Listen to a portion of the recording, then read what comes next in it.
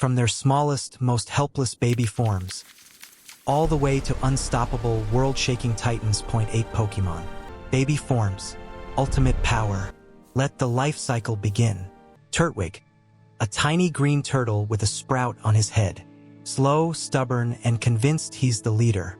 Nobody voted for him. He simply decided. Chimchar and Chimchar. Twin fire monkeys. All energy, zero discipline. They arrived together and have been competing ever since. Already a problem. Shinx, an electric lion cub who sparks every time he gets startled. Which is constantly. Even shadows startle him. He would never admit this. Chatot, a tiny parrot who has learned 3 words. 2 of them are insults. We're not proud of this. Piplup, a proud penguin who walks like he owns every room. He has never won a fight. He doesn't know this. We will never tell him. Snorunt, a small ice Pokémon who barely moves. She just watches, and sometimes laughs. Nobody knows why. Nobody asks. Arceus. Yes, that Arceus. Sitting in a basket, looking confused. We raise him like the others. We don't ask questions. We never will. 8 babies. 1 insane simulation. Let's go. We set them loose in a large house connected to a garden. Things fall apart immediately. Turtwig plants himself in the soil and doesn't move. He lets sunlight hit his sprout. He is genuinely thriving. He has not blinked in 40 minutes. The 2 Chimchars sprint into the kitchen. 1 touches the stove. Both scream. It wasn't even on. They then argue about whose fault it was for 10 full minutes. Shinx drags a wool blanket across the floor. Every step builds static. By the time he reaches the couch, he's a perfect furball of electricity and cannot stop blinking. Chatot lands on the highest shelf and repeats everything he hears. Within 20 minutes he's learned, "Oh no, stop that," and something that sounds like a battle cry. Piplup finds the fish tank. He presses his face to the glass. He decides the fish are beneath him. He tells them this. They don't respond. He considers it a victory. Snorunt drifts into the freezer, curls up inside, and simply exists. She smiles once. It's unsettling. The milk nearby freezes solid.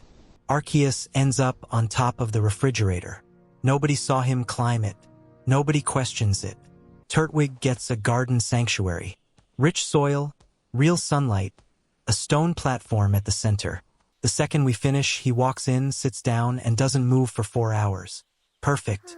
The Chimchars get a jungle gym of fireproof wood and volcanic rock. They immediately ignore every intended feature and invent a game where one throws rocks and the other dodges. They are thriving. Shinx gets an electric meadow with a permanent storm cloud above. Every distant lightning strike makes him sprint in circles. He glows with happiness. Chatot gets a canopy tower with bells, mirrors, and flags. He spends an hour mocking his own reflection, then records it, then mocks the recording. Chatot has achieved infinite content. Piplup gets a waterfall habitat with a deep pool. He swan dives in immediately. He doesn't know how to swan dive. He belly flops. He acts like it was intentional. 11 more times. Snorunt gets a frozen cave with glowing blue icicles and soft snowfall. She floats to the center, spins once, stops. She is home. Arceus restructures his zone overnight. By morning, it looks like a floating celestial platform. The laws of physics in that corner of the sanctuary seem slightly optional now. We don't ask. Turtwig eats nutrient pellets buried in soil. Slow, methodical, satisfying. The Chimchars eat spicy tomato berries whole. They immediately run in circles. Every single morning. We have stopped trying to change this. Shinx only accepts orange berries if you toss them mid-sprint. Hand them directly and he sits down and refuses. He has standards nobody asked for. Chatot eats seeds only if you narrate it. We do this every meal. We don't judge ourselves anymore. Piplup eats Magikarp-flavored pellets like it's a 5-star meal. He closes his eyes. He savors every bite. He tips an imaginary waiter every single time. Snorunt crunches frozen roast berries like chips. She never blinks. We've stopped making eye contact at meals entirely. Arceus eats light. Apparently, We put out a bowl each morning. It's always empty by noon. We've stopped investigating. Weeks passed. Then more weeks. They grew larger, louder, more restless. Their eyes sharpened. Their movements changed. The playful clumsiness started fading into something harder. Came from the sky. A wild Zapdos. Massive. Electric. Crackling with storm energy from every feather.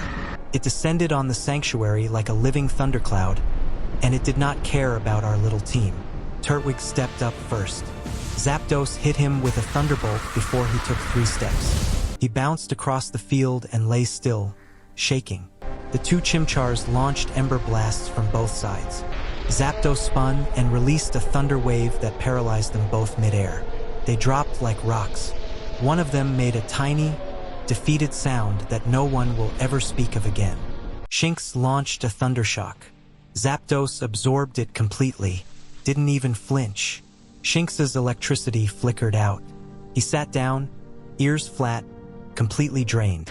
Piplup launched a bubble beam and hit Zapdos directly in the face. Zapdos paused, looked down. Piplup stared back for 2 full seconds, then ran faster than anyone knew he could. Zapdos shrieked once, a sound like a thunderclap, and shot back into the storm clouds. Gone, like they weren't worth finishing. The silence afterward was brutal. They retreated. Turtwig's sprout drooped. The Chimchars sat in their corner, quiet for the first time ever. Shinx wouldn't light up at all. But beneath the surface, something stirred. Something that felt like rage. Turtwig slammed into boulders every dawn until one morning, mid-charge, white light split the air. Grotle stood in his place, larger, a ridge of trees growing from his shell. He looked at the boulder. He walked through it. The Chimchars raced up vertical cliff faces, throwing fire downward to propel themselves. On a near fall, one ignited in white light and landed as Monferno. The second Chimchar stared, then evolved on the spot out of pure rivalry. 2 Monfernos. Still don't listen to each other. Luxio stood in the rain. Mane flowing, eyes electric blue, power fully contained and ready. Chatot trained his voice as a weapon, precise, bouncing chatter attacks off canyon walls with surgical accuracy. He didn't evolve, but his eyes changed. He understood exactly what he was now. Piplup swam against ocean current every day until a wild sea king knocked him under. He burst back up in white light.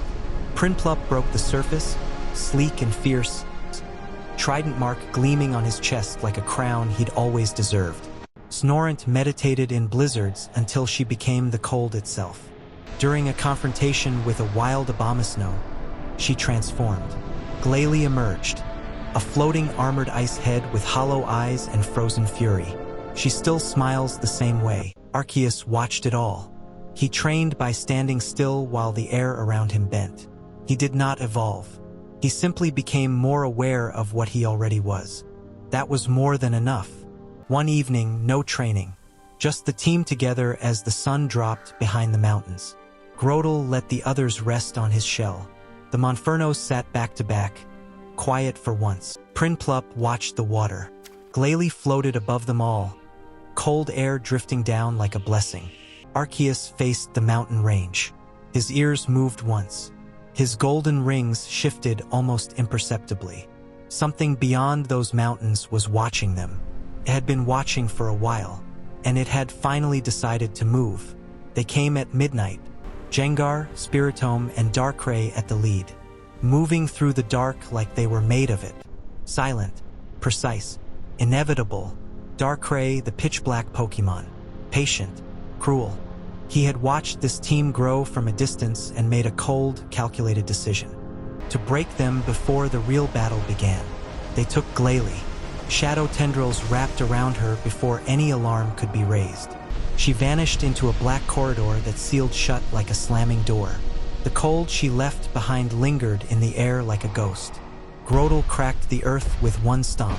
Luxray lit the entire field. The Monfernos ignited simultaneously without a word between them. Prinplup started walking toward the mountains without looking back. Arceus looked at each of them slowly. "We go. All of us. Now." They moved before sunrise. Darkray's fortress was layered. They split up. Grotle took the underground tunnels.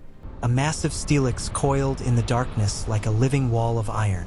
They fought through cavern after cavern until Steelix pinned him completely against the stone.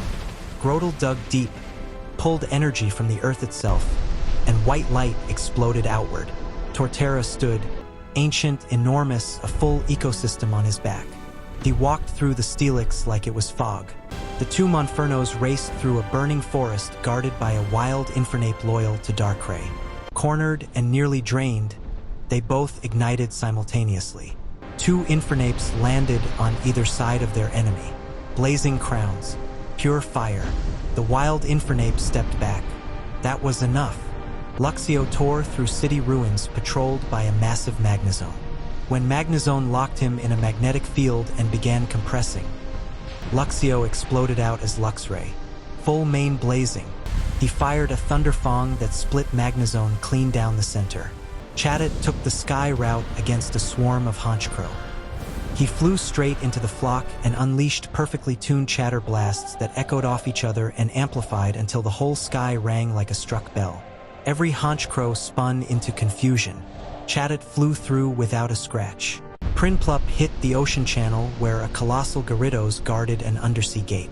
When a hyper beam caught him directly, he didn't surface for 4 long seconds. Then white light rose from the deep. Empoleon broke the surface. Steel-crowned, trident gleaming, unmovable. He grabbed the Gyarados by the throat and tore the gate open himself. Arceus walked through every trap and illusion Darkrai sent. He didn't fight them. He simply unmade them. He arrived at the inner chamber and held the door open for the others. Darkrai's inner sanctum. Darkrai stood at the center with Glalie suspended in a dark sphere beside him. Her eyes were closed, barely conscious. "I didn't capture her to hold her," he said quietly. "I did it to bring all of you here." He dropped into darkness and reappeared everywhere at once. Dark voids spread outward in waves. The Infernapes spun a firewall that burned the shadows before they landed. Luxray lit the entire chamber, destroying every illusion at once. Torterra stomped. Earthquake. The sanctum cracked from floor to ceiling, walls splitting open. Darkrai dove, night slash like a blade of pure black light.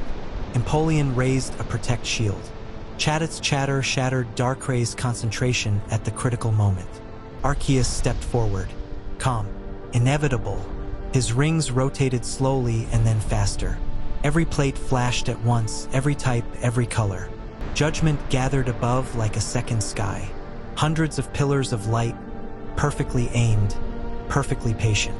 Darkrai looked up. For the first time, something like fear crossed his face. Wait! Every pillar came down. The explosion was silent for 1 full second. Then the shockwave blew the sanctum wide open. The cracked sky flooded with real light for the first time in what felt like years. Darkrai collapsed into the rubble. Still, finally done. The dark sphere shattered. Glalie dropped. Empoleon caught her without hesitation. Her eyes opened slowly. She looked around at all of them, battered, glowing, exhausted. Then she smiled. Everyone exhaled at once. Sunrise over the mountains. Torterra's shell caught the first light and the trees on his back rustled in the quiet morning breeze. The two Infernapes sat side by side watching the horizon. No shoving, no competition. Just stillness. Luxray lay flat in the warm grass, electricity finally at peace. Chatot sang something real, no mocking, no repetition. Just music that felt like it meant something. Empoleon stood at the ridge's edge, calm and certain of everything. Glalie floated at the center of them all, her cold air drifting around the group like a gentle embrace. Arceus stood slightly apart, golden rings dim and perfectly still. Something in the way he stood looked like gratitude, maybe even something close to peace. Nobody spoke for a long time. Then one Infernape slowly reached over and flicked the other's ear. The other shoved back immediately. Old habits. Torterra let out a long, slow sigh. The sigh of a very tired, very patient mountain that has seen too much and will see more. Beyond the next peaks, something stirred. A shadow crossed a distant valley. A sound too far away to name but too deliberate to ignore. There were other worlds beyond this one, other threats, other stories waiting to begin. But that was for another day. Today they had won. Today they rested. And they were finally, truly, completely unstoppable. Subscribe. The next simulation is already being built. And it is going to be so much worse for them.